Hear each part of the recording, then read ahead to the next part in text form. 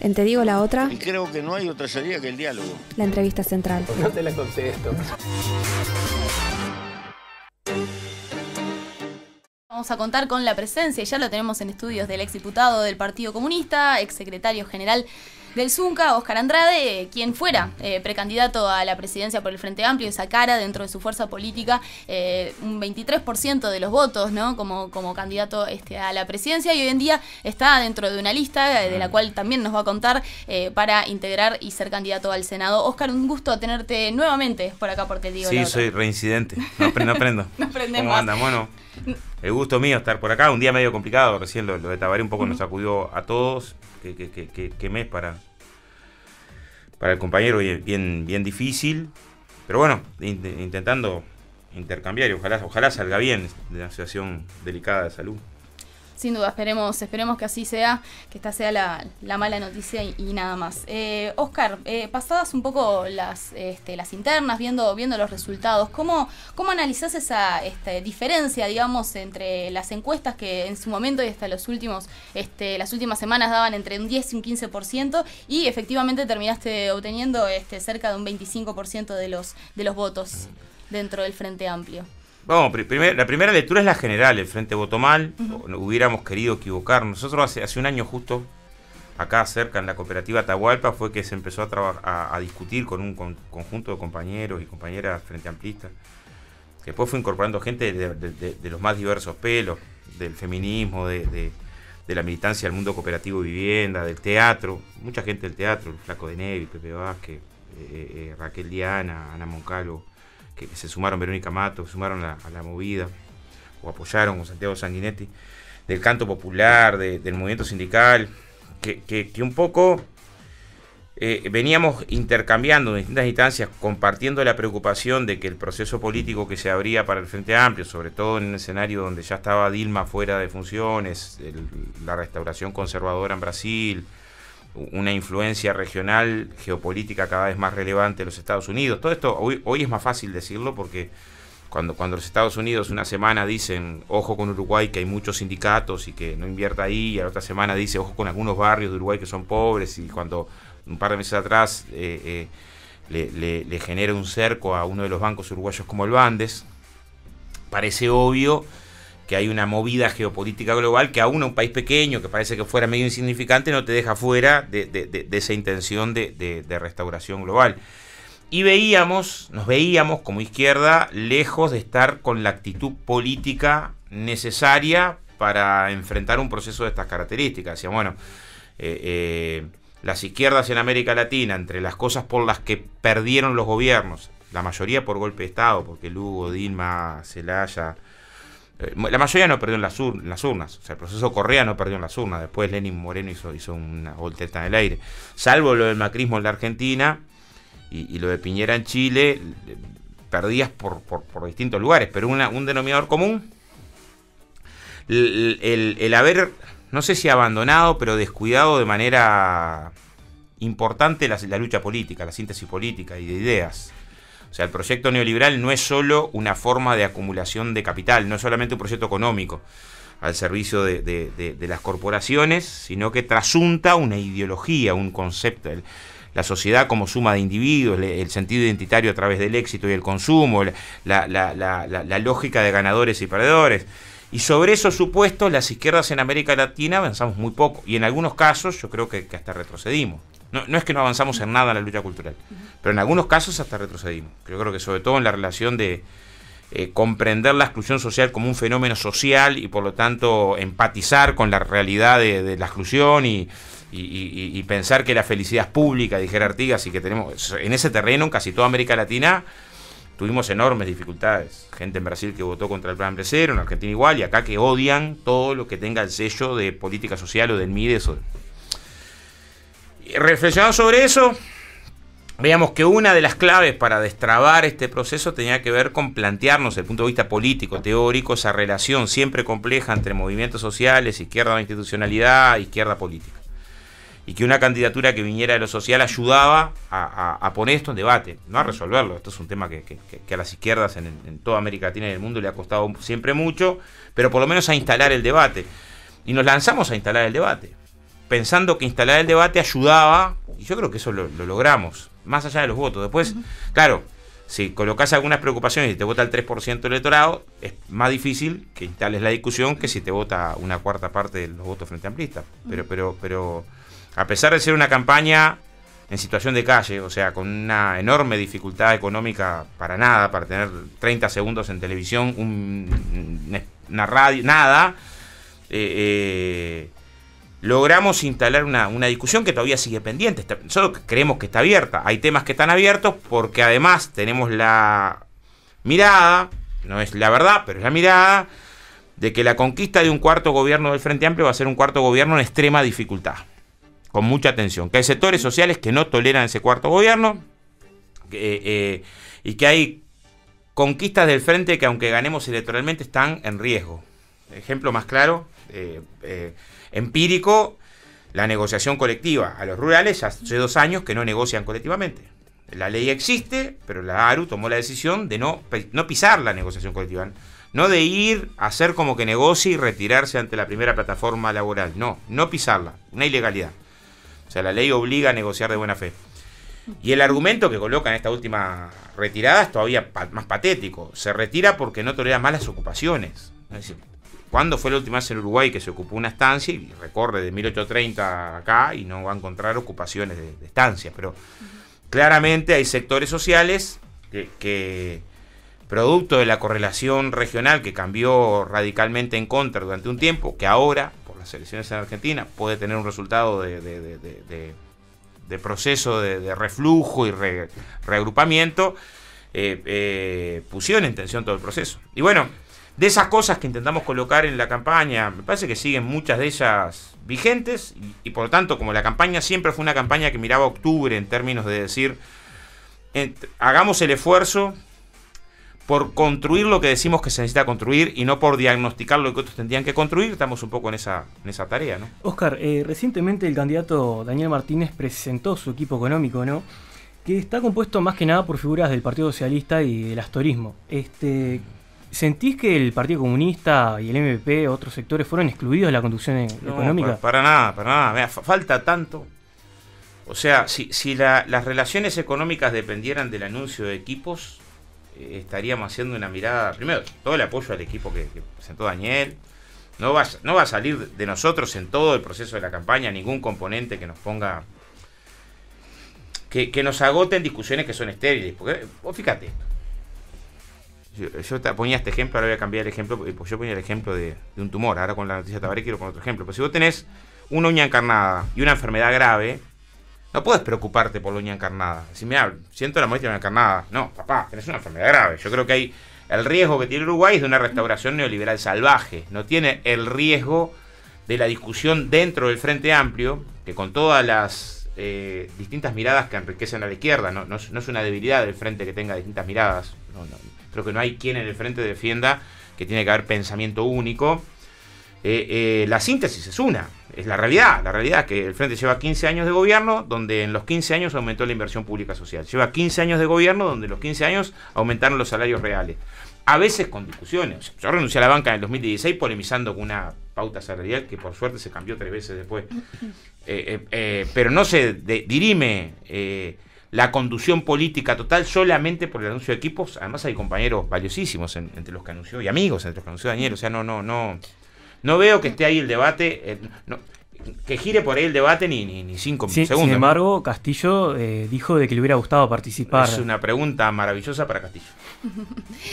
Oscar, tú mencionabas recién un poco y hacías el diagnóstico de la necesidad un poco del Frente Amplio de poder empezar, de recomenzar, digamos, y no perder esa síntesis con los movimientos de izquierda y con las demandas un poco sociales que surgen también en el territorio. En ese proceso, digamos, o en esa necesidad que tú identificás del Frente Amplio, ¿cómo cuadra la candidatura de Graciela Villar a la vicepresidencia, verdad? Porque si bien un poco a nivel mediático se decía que era una figura poco visible o poco conocida desde afuera, sí se manifestó dentro del Frente Amplio lo orgánico de su figura y justamente esta buena vinculación a nivel de las bases y de la militancia social. ¿Crees que esa es una señal del Frente Amplio hacia recuperar ese vínculo con el territorio, con el movimiento y con la movilización militante? Yo no me privo, voy a una de del anterior muy breve. Yo no me privo de la discusión sobre economía. Me parece que hay que conquistar el gobierno primero. Y después de conquistar el gobierno vamos a tener debate acerca de cuáles son las prioridades desde el punto de vista de la economía. Y creo que no está cerrada por el anuncio de equipos. Y en todo caso hay que apoyar después el plan de gobierno. Hay que conocer el plan de gobierno. Queda mucho para hacer para enredarnos en ese debate ahora. Lo de Graciela, me parece una crack, Graciela. Tengo una muy buena fórmula. Pero ninguna fórmula, yo que sé, Lenin y Rosa Luxemburgo, el Che y la Pasional, ninguna fórmula hoy le hace ganar al Frente Amplio, no alcanza con la fórmula. O sea, ninguna de las fórmulas posibles pueden resolver tamaño problema que tenemos que resolver, que es en 60 días y tirolas, revertir una tendencia que se fue amasando largamente, en particular por la influencia de los sectores en el poder, de los medios masivos de comunicación, de la correlación de fuerza regional, de errores propios, de todo eso junto, de que es mucho más difícil de explicar el empate que el triunfo, ¿no? Y yo creo que a veces el empate es más meritorio que el triunfo. O sea, a veces cuando lográs empatar en la altura de La Paz, cuando tenés todo en contra, ese empate vale más que un triunfo 3-0 contra un cuadro amateur. Sin embargo, en la discusión política, a la mayoría de la gente, una parte importante, le importa poco lo que pasa en Argentina y Brasil. Y tiene poca noción de que cada vez que Argentina y Brasil tuvieron dificultades económicas, Uruguay sucumbió. Entonces no ven eso como una buena parte de la sociedad, y ese es un problema de la izquierda. Si sos de izquierda no le puedes echar la culpa a la población. Ser de izquierda que tiene la convicción de que construye con el pueblo, no es el pueblo no me entiende, no, tenemos que hacernos una autocrítica práctica, esto es que nos impulse a multiplicar la militancia, el planteo político, la acción, para explicar que muchas cosas no fueron posibles por el contexto, y las que no fueron posibles por nuestros errores, y tenemos que garantizar que no se vuelven a repetir. Entonces, la fórmula es importante, pero ni la fórmula, ni Andrade, ni Cose, ni Mujica, ninguno salva al Frente Amplio. Es más, esta elección se va a ganar, pero se va a ganar por el despliegue militante de decenas de miles de compañeros y compañeras, de los que se sacrifican por la política, que le pone el alma, que es a los que vamos a convencer, y nos vamos a convencer juntos de esa batalla. Entonces, que hay dificultades con la relación con los movimientos sociales es indisimulable. Nunca el movimiento feminismo en Uruguay hubo, uno puede registrar a Paulina Luis y su carrera en medicina, a Julia Arévalo ingresando al Senado, pero nunca tuvo la potencia que tiene ahora. Las acciones sobre derechos humanos, hubo que ver el último 20 de mayo con un diluvio. Yo estaba en el PCNT y en un momento estábamos consultando a ver si se hacía, ¿no? Se hará, llovía cántaro, hubo que ver esa marcha, ¿no? O sea, conmueve. Las acciones sobre la diversidad nunca tuvieron la presencia de decenas de miles que tiene ahora, jamás. Es más, la izquierda tenía unos problemas con... Yo de Urí, me acuerdo, con 13 años entraba a un comité en el 87 y nos decían, Rosana, trans del barrio, no podía ir al comité porque era mala imagen, no hace 500 años. Le cuento esto a mi gurisa y piensa que éramos medios cavernícolas.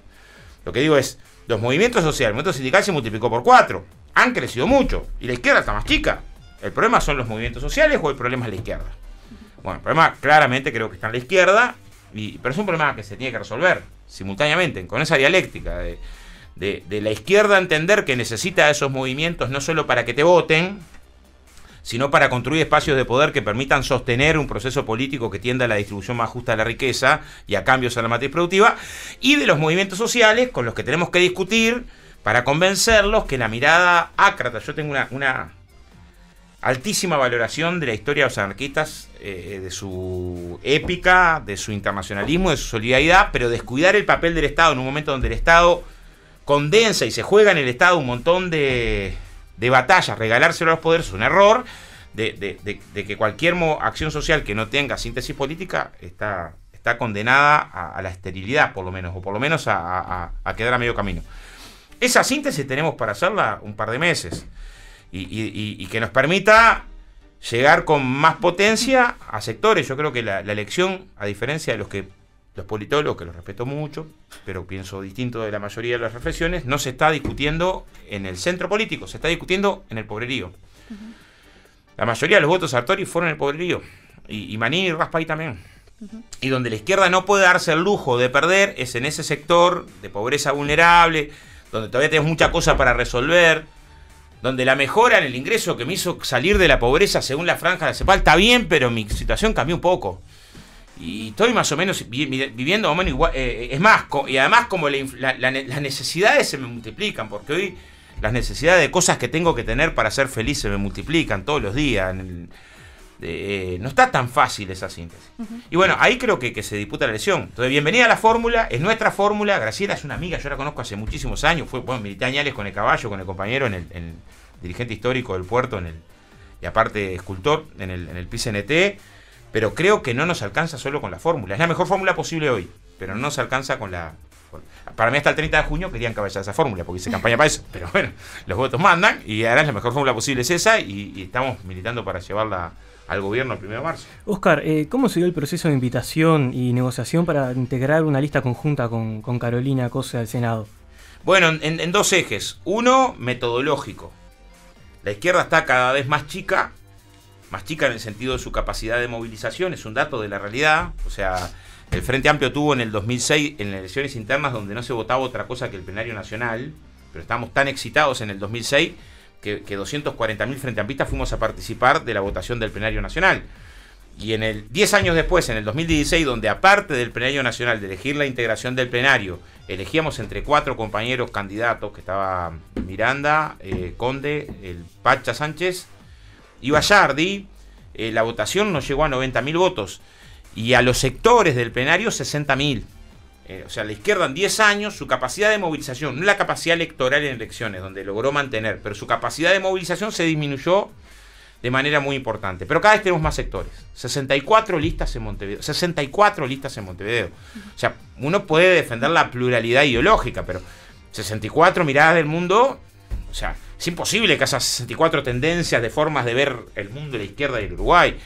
Lo primero eso, decíamos, esta batalla que es tan difícil, que arrancamos de tan atrás, el Frente Amplio la pierde si no se va en organizaciones más potentes, que logren concentrar, lograr síntesis superadoras de lo que hay, porque es posible el acuerdo. Entonces fuimos a pensar con dirigentes, grupos, sectores, bueno, con Carolina, pensábamos que parte de lo que le pedíamos al Frente Amplio de complementariedad entre compañeros, grupos militantes que tienen mucho más llegada a la academia, al mundo interior, y otros que tienen mucho más llegada al mundo cooperativo, al mundo social y sindical, que eso hay que articularlo, cómo expresarse ese discurso en medio de una conformación política. Y con Carolina nos calzaba todo. Calzaba desde el punto de vista de una de las mujeres con mayor protagonismo en los últimos 10, 15 años en la historia política del Uruguay, que estuvo al frente de la principal empresa como Antel, con resultados gigantescos, que venía de una candidatura, además tuvo una cuarta parte de los votos, que además teníamos una situación simultáneamente donde la noticia podía ser, fue la candidata a la presidenta, que después la tirás para un costado, porque también tenías ese mensaje que la izquierda no puede dar. O sea, no podemos ser tan ingratos. También estaba esa discusión, ¿no?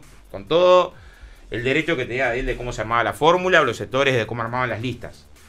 Pero era una señal un poco dura de decir, bueno, de golpe construiste un discurso en términos de la participación de las mujeres, la importancia que tienen las mujeres, y nosotros que fuimos en una candidatura distinta porque queríamos decir otras cosas, no negamos que es una compañera de una enorme importancia. Entonces, primero eso. Segundo, el planteo, el eje conceptual, que giró en las campañas desde lugares distintos en torno al trabajo.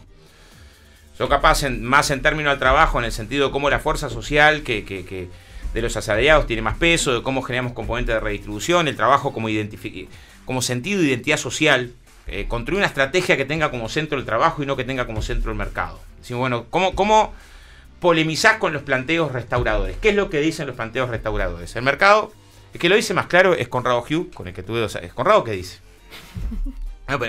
Porque otros lo disimulan, yo qué sé. La Calle dice, van a haber 30.000 funcionarios públicos menos en 5 años, la Talvi 45.000. Conrado dice 100.000 de un saque. 100.000 de una, y eso es lo que la economía le va a hacer florecer, porque esos 100.000 que quedan desocupados presionan el salario a la baja, salen a buscar laburo por cualquier refuerzo mortadela, entonces las empresas van a poder abaratar sus costos, las empresas crecen y eso florece la lógica de la escuela austríaca de economía explicada de manera formidable por Conrado. Para los que entienden que el mercado asigna todo, que no les asusta que en Chile por cada año mueran 20.000 personas en la lista de espera de los hospitales públicos para poder atenderse, porque no tienen plata para pagar, y en el Mercurio de Chile está, ¿no? O sea, no en una denuncia de las organizaciones de izquierda. Pero está naturalizado que es así. Recién he escuchado a ustedes hablar acerca de cómo algunas noticias son más noticias y otras noticias son menos noticias. 9.764 el primer semestre del año pasado. O sea, sigue en ese entorno. Y los que analizan el tema en Chile dicen, mira, esto es peor. Porque hay mucha gente que ya ni se anota para esperar que lo atiendan en un hospital porque sabe que no lo van a atender. Y está... Bueno, Uruguay no puede mirar a Chile con mucha petulancia porque hace 15 años atrás, si vos tenías problema de cataratas y no tenías para pagar palo y medio, $1.500 por ojo, quedaba ciego. Y de esos hay 90.000 que vamos a llegar en septiembre del año que viene. De ahora, del mes que viene. Entonces, lo que voy es, como hay una acumulación política que dice que lo principal es el mercado todopoderoso, Dios, fetiche, que todo resuelve, y hay una mirada que dice que el trabajo es lo central, y el trabajo tiene que ser central desde el punto de vista de una transformación productiva en un mundo desafiante para esa transformación productiva, porque tiene un vértigo del cambio científico-tecnológico brutal, en donde pensar justicia social a la vez que diseñás el cambio en la transformación productiva es central para tener alguna hipótesis de artiguismo. Porque si no vas a tener cambios científicos tecnológicos que van a ser organizados solamente por las corporaciones y tendiendo a la desigualdad como la planta tiende al sol. Ese desafío político, que fue el eje del planteo político que hicimos junto con Gabriel, bueno, sobre esto tenemos que hacer girar una propuesta política que por suerte... A ver, mañana anuncia su respaldo Federico Ruiz, el compañero que es diputado independiente de Flores, que fue primera fuerza en las últimas elecciones. Se sumó el intendente Andrés Lima. Hay sectores que llevan la lista calcada al Senado. O sea, viene generando un espacio político todavía incipiente, en construcción, pero que permite sobre determinados ejes y sensibilidades... ayudar al Frente Amplio a que vaya con mayores niveles de unidad a una batalla tan decisiva como la de octubre. Tanto durante la campaña como candidato a la presidencia dentro hacia las internas y dentro del Frente Amplio, como ahora en el Senado, tú has basado mucho la campaña en defender el ser de izquierda, ¿no?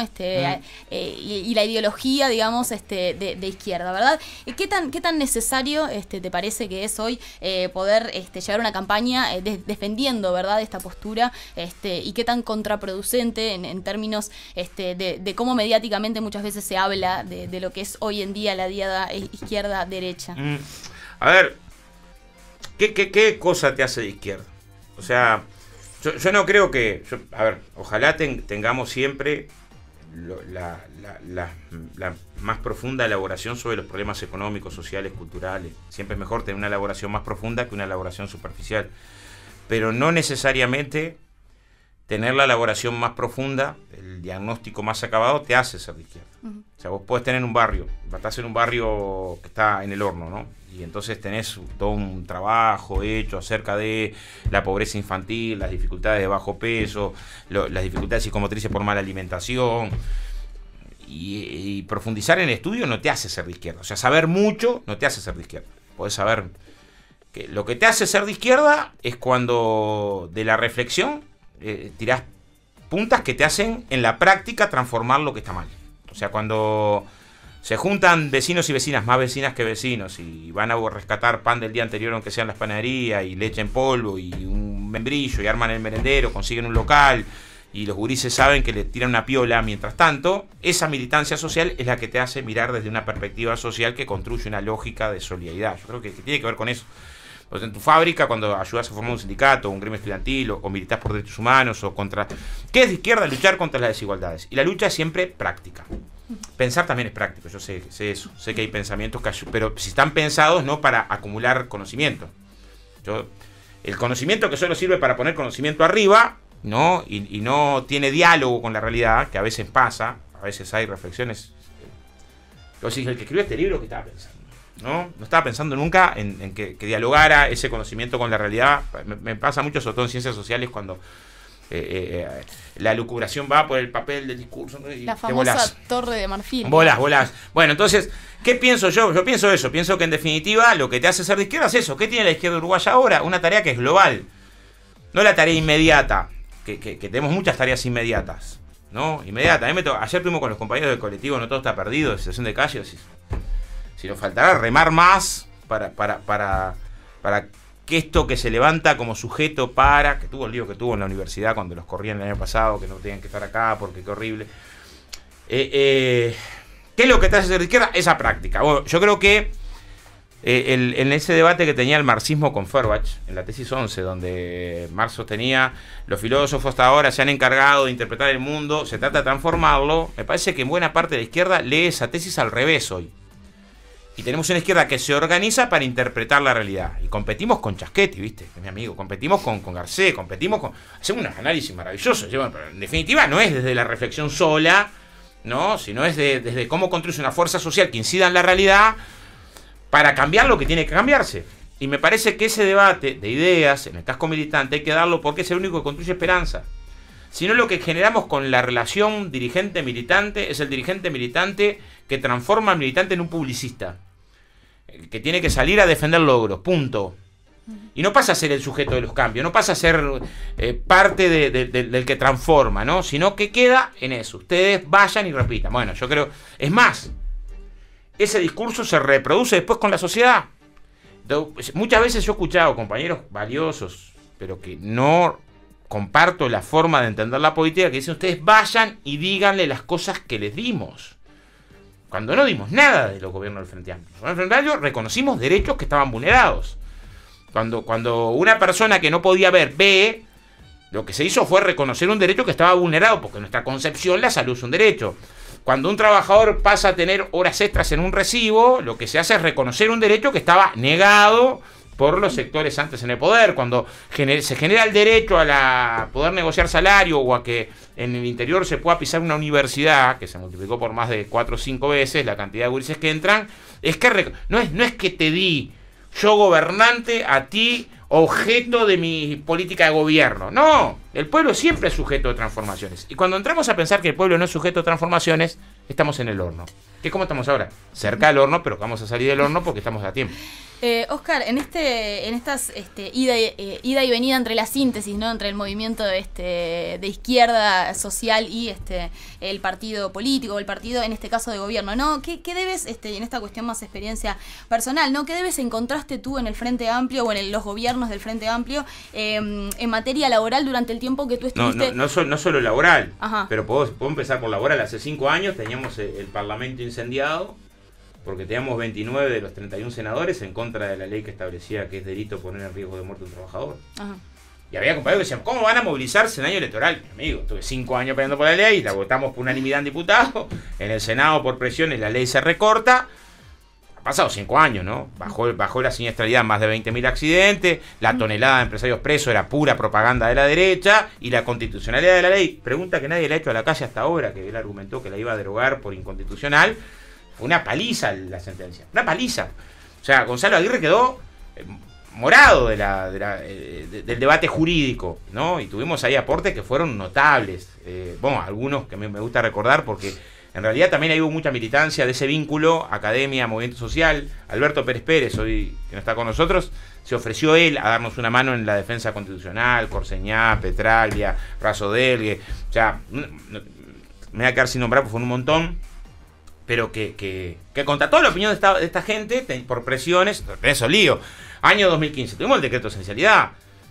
¿Qué querés que te diga? O sea, mi gurisa estaba estudiando en el Zorrilla cuando se da el decreto de esencialidad, me querían matar.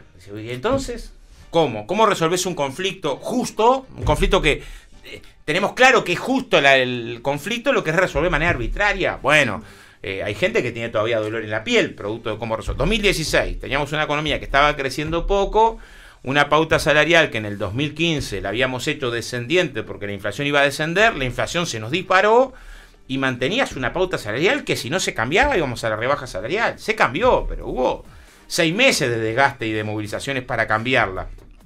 Después se demostró que cambiarla no generaba ningún colapso, porque sí bajó la inflación cambiándola, que era el argumento, ¿no? Si se cambia, hiperinflación, poco menos. Yo recuerdo 2017 los líos que tuvimos con el tema del recorte de la licencia del vacacional en la industria de la construcción, 2018 con la discapacidad, va a pasar 1 año de la ley ahora. Después de juntar 500.000 firmas de unanimidad de diputados, se le recorta el artículo 1, que era el principal. Total. El resultado que tenés, ingreso cero. Entonces no es un debate de porfiado, si bueno, Tu acuerdo con el Partido Nacional, que quisiste hacer en el Senado, ¿no? Que después pasó a ser un escándalo. El resultado que tuvo desde el punto de vista instrumental. Nos equivocamos, lo que dijimos, si modifican estas redacciones, lo que vas a tener es que no va a haber ingresos, ¿no? Y por lo tanto, después de a la población más vulnerada, porque muchos no conocían del tema, el tema de haber generado una ley de violencia integral basada en género y quedarnos sin los recursos para su instrumentación. Es un avance ahí, no hay duda, pero no puedes quedar a medio camino. Con los colectivos que trabajan los temas de salud mental, ¿no? Modificamos la vieja ley del psicópata, la época de Terra, ¿no? Maravilloso. ACE está haciendo milagros aún. Milagros para poder aplicar la ley, parcialmente, porque no se le votó presupuesto. Entonces, lo que quiero decir es que algunas señales, esto quita que con el Frente Amplio ha habido cambios para las grandes mayorías que han sido favorables. No, no quita. Con el movimiento, algunas medidas, o sea, no tenemos que esperar mucho más datos de la realidad para ponerle mucho más oído a sectores todavía que nos siguen reclamando que desde el punto de vista ambiental estamos en... O sea, el agronegocio nos está generando problemas cada vez más severos. Hoy lo dice el programa del Frente, no es que tengas que inventarlo, se te que ir a un cambio hacia una perspectiva, y hay lugares donde logramos, yo creo que Canelones es una de las experiencias concretas mejores, porque tenés unas plantaciones de soja transgénica en algún lado, proyectos de compras públicas que han favorecido al pequeño productor, de una estrategia que se base en sectores distintos para un cambio en la matriz. Pero hay críticas al Frente, que no son de barriga llena. Yo sé que hay críticas que son insólitas, ¿viste?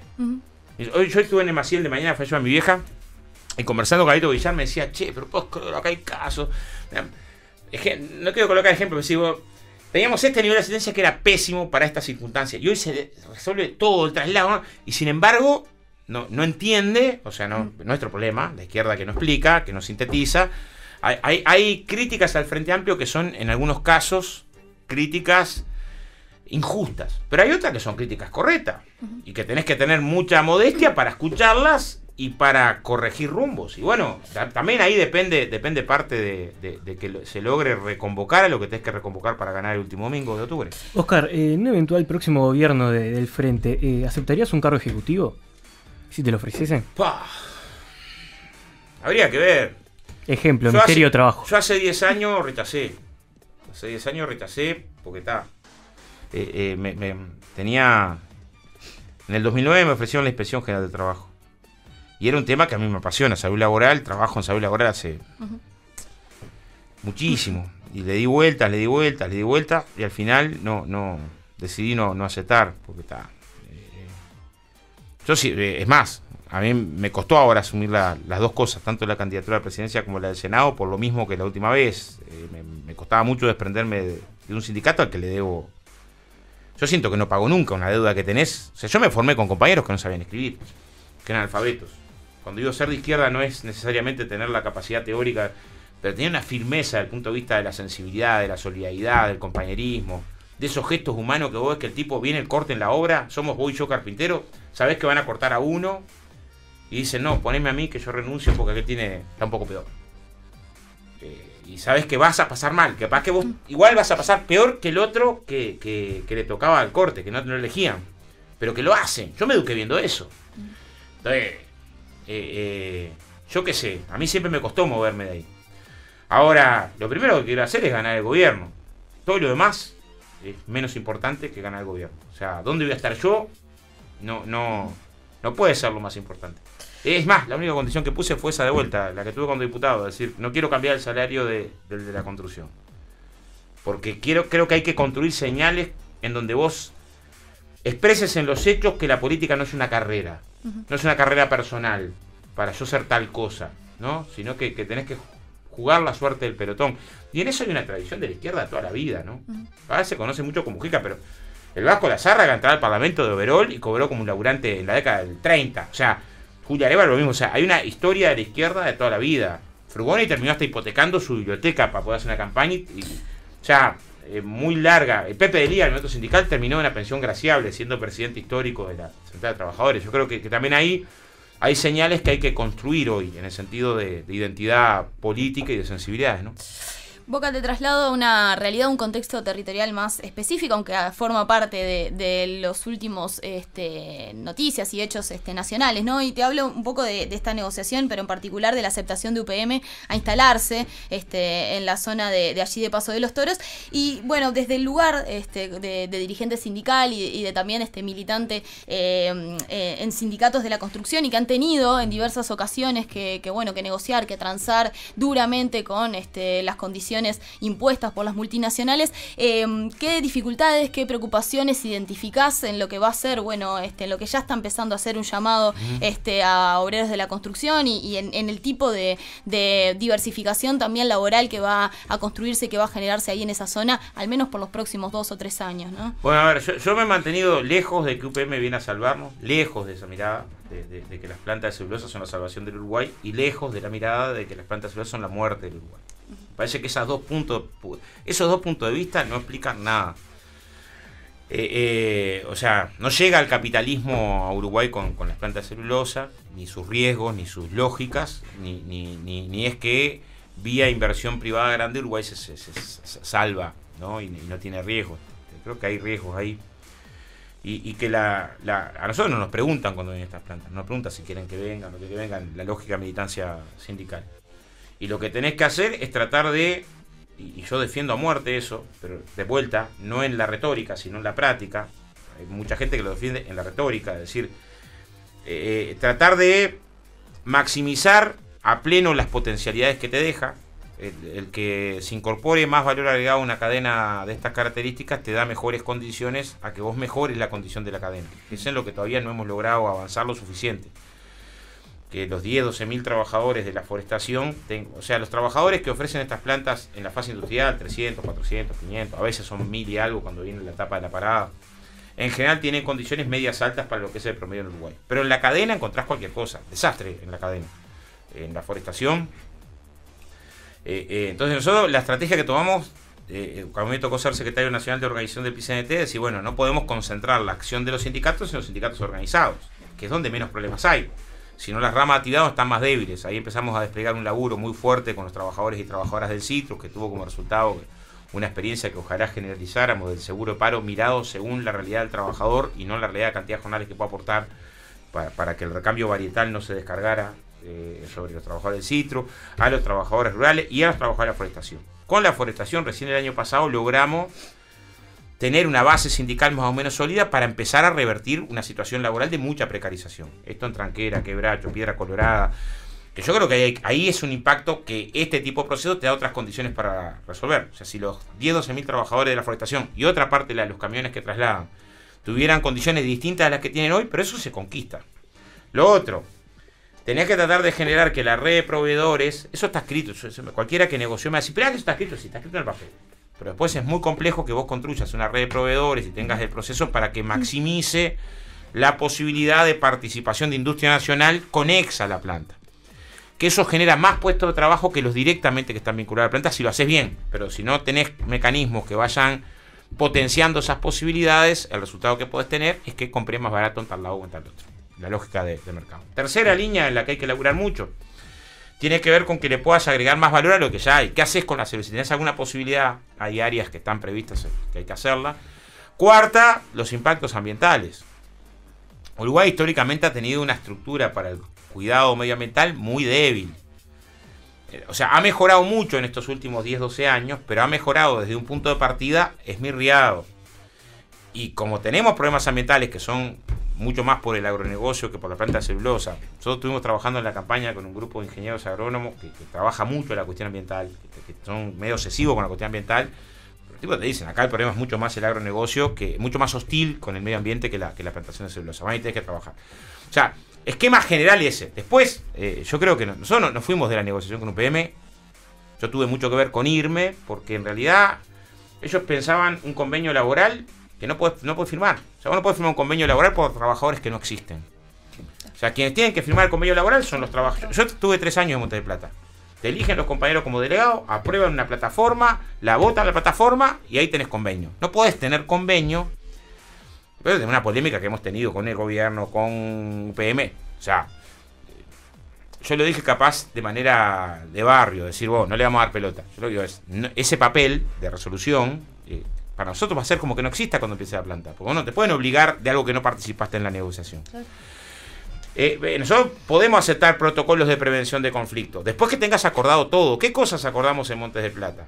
Porque dicen, no, pero ustedes acordaron un protocolo de prevención de conflictos. Sí, después que acordamos con la empresa que ingresaban personas en situación de discapacidad. Ingresaron. Después que acordamos con la empresa que ingresaban una cantidad de mujeres jefa de hogar. Después que acordamos con la empresa determinadas condiciones para el traslado, para el alojamiento y para la formación. Pasaron 1.800 trabajadores en la formación. Entonces ahí tenemos diferencias.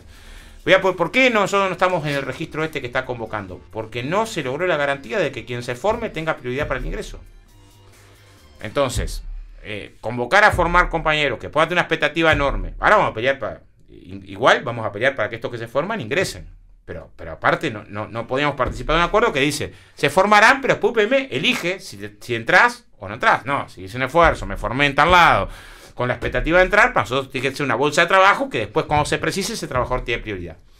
Como sobre estas cosas no pudimos llegar a acuerdo, y claramente no había acuerdo posible, dijimos, bueno, nosotros no participamos en el acuerdo de las cuestiones laborales, porque nos puede importar mucho la inversión, pero no necesariamente que te importe la inversión, podés dejar el antecedente de que vos firmás como sindicato que va a haber medidas extra que limiten la acción sindical.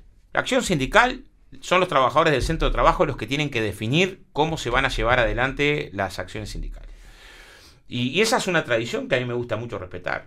Entonces, también lo dijimos, puede venir UPM2, 4, 6, 8, 15, 45, que no hace a que cambie ese aspecto que son centrales, porque si no mañana decimos, pero entonces va a haber inversión puta pero te piden de antemano, antes que existan trabajadores, que vos por los trabajadores que van a estar ahí, antes de que ellos elijan su delegado, definas tal cosa que no nos pareció que no íbamos a acompañar, pero no hacemos de esto histeria, ¿no? Yo los compañeros que dicen, con esto se prohibió las medidas sindicales, no saben nada.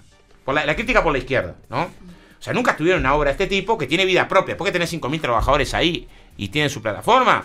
Andá a decir, no, mirá que no podés tomar medidas porque hubo una resolución en julio que dice... Y yo no soy de que hay que tomar medidas por la medida. Y la decisión de ocupar Montes del Plata fue mía, en la mañana. En la mañana salíamos una marcha con 50 ómnibus que habíamos alquilado, eran los mismos ómnibus que trabajaban para Montes del Plata, que Montes del Plata les da la noticia en la mañana de que si acompañaban esa marcha quedaban todos despedidos y decidimos ocupar la planta en medio que se nos había muerto un compañero. No la tomó ningún sector fuera de nosotros. Pues a ver, ¿escuchás alguno? Es increíble, ¿no? ¿De qué me estás hablando? Entonces, lo que quiero decir, esta es una inversión importante, ¿no?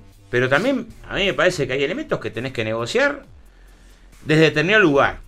Y bueno, nosotros acompañamos un proceso de discusión hasta determinado lugar, que era el acuerdo que firmamos en septiembre, era un calco de lo que dice el convenio de la construcción. Cuando firmamos en septiembre, tenía un protocolo de prevención de conflicto que era el calco de lo que hay para toda la industria. Entonces, no nos obligaba a nada. ¿Qué es lo que dice el protocolo de prevención de la industria de la construcción?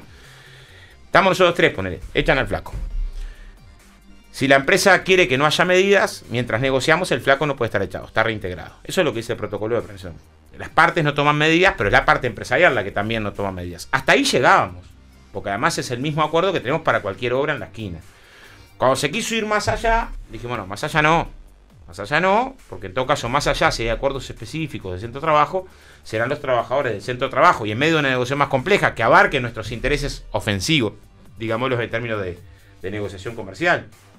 Entonces, distintos planos. Uno, el plano general. La avenida de la Planta no es ni la salvación del Uruguay, ni es el fin del Uruguay entregado al imperio. No, creo que esos dos puntos son dos puntos que son equivocados. Es una negociación que tiene claros oscuros que hay que saber mirarlos. ¿Para qué? Para que los problemas que tuvo la negociación avancemos en el sentido de minimizar sus riesgos y para que las ventajas y posibilidades que se abren también avancemos. Lo más se hace en la práctica social. Oscar, para ir cerrando y más yendo al plano, digamos, de la región, ¿no? ¿Qué pensás que se está jugando el Frente Amplio en estas elecciones compartidas de cierta manera con Argentina, ¿no? O sea, los buenos resultados del Frente de Todos en Argentina ¿pueden repercutir positivamente en la elección del Frente? Yo creo que puede repercutir el desastre del macrismo. Como el desastre del macrismo, Macri dijo hasta la misma consigna que la calle. La ciudad nos une, así empezó y ahora la calle usa hasta la misma consigna. Pero en realidad, las primeras, el argumento, la expresión política, por más que ahora la calle intenta hacer una voltereta, intenta decir, no, Macri es el Frente Amplio, pero ningún uruguayo más o menos inteligente le cree eso, y aunque sea poco inteligente, tampoco le cree eso. O sea, es obvio que las medidas de restauración neoliberal en la región vienen dando resultados de estrago. Ustedes hablaban lo de Bolsonaro, la habilitación de agroquímicos en Brasil batió récord, y aparte con violencia, 150 militantes ambientalistas asesinados según la Corte Interamericana de Derechos Humanos en el último año y medio. O sea, hay una circunstancia, el desempleo se duplicó, una situación regional que es muy difícil de disimular, como las medidas que se plantean, como las medidas ortodoxas, responsables, las que hay que tomar, lo que vienen generando es un efecto nuevamente desastroso para América Latina, como generó durante toda la década de los 90 o en el proceso de la década perdida. Entonces, creo que hay una circunstancia que es, ayuda más al Frente Amplio el desastre del macrismo que el triunfo de Alberto Fernández. O sea, es todavía más contundente la catástrofe del macrismo en todos los indicadores sociales, económicos, en todos, endeudamiento, todo mal, más pobres que lo que había en el 2001, porque hay líneas de referencia que son indiscutibles, ¿no? O sea, Talvi sostenía que era el mejor, un equipo económico maravilloso, estaba latía fuerte el corazón con el equipo económico, con las medidas, porque en realidad, por más que intenten de disfrazar, ¿no? Cuando vas al fondo del asunto, ¿no? 900 millones de recorte, mil y pico millones de recorte, el discurso que asigna a la lucha social organizada a todos los problemas. Ahora, o sea, claramente hay lógicas de un país conservador que en determinados terrenos, yo creo que si gana la oposición, pues yo creo que la democracia es un fenómeno bastante más que votar cada 5 años, va a haber medidas antidemocráticas, se van a limitar derechos laborales y sindicales, se van a limitar la negociación colectiva cuando no pulverizar, se va a generar recorte de la inversión pública social, sin duda, lo que va a afectar a los sectores populares. Claramente hay un intento de privatización de las empresas públicas, muy claro en el caso del programa Partido Nacional y Partido Colorado con respecto a ANCAP en principio. O sea, hay una lógica de una conducta política que no ha acompañado la reforma Nueva Agenda de Derechos, se ha sido muy hostil con la economía social autogestionaria. Entonces, no parece, es claro que de ahí no han venido los impulsos.